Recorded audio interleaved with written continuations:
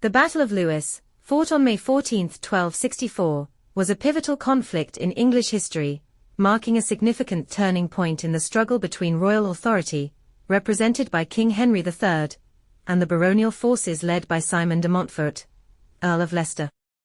This confrontation was not merely a military engagement, but also a manifestation of the deep-seated political tensions between the autocratic monarchy and the demands for more representative forms of governance.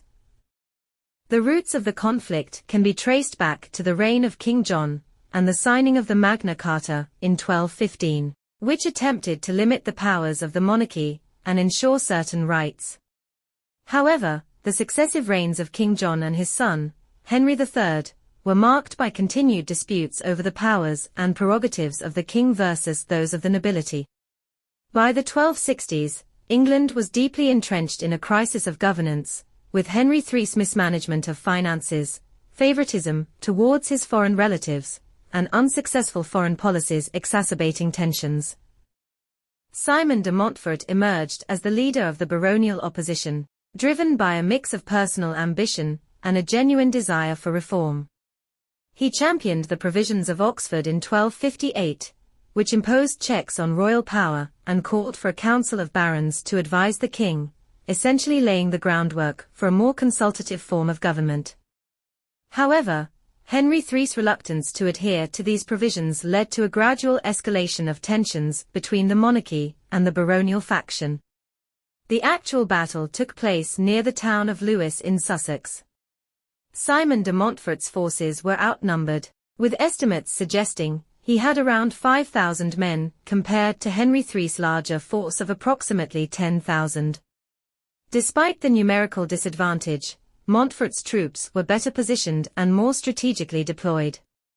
Montfort took the high ground at the Offham Hill, north of Lewes, forcing Henry's forces to attack uphill. The battle commenced with an early morning surprise attack by Montfort's forces.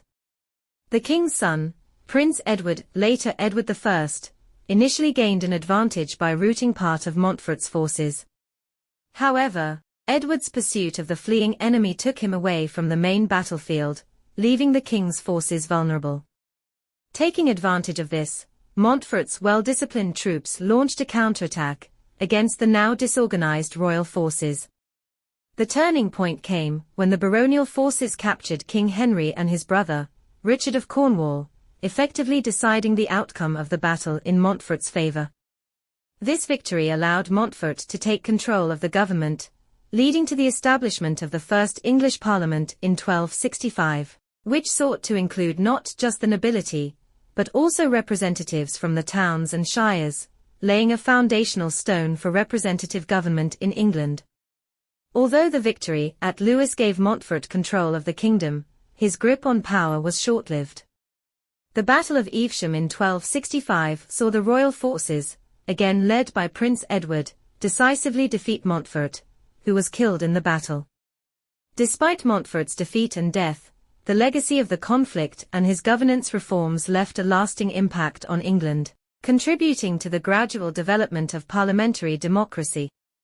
The Battle of Lewes is remembered as a crucial event in the history of English governance, symbolizing the struggle for the principles of accountability and representative government that would continue to evolve in the centuries to come.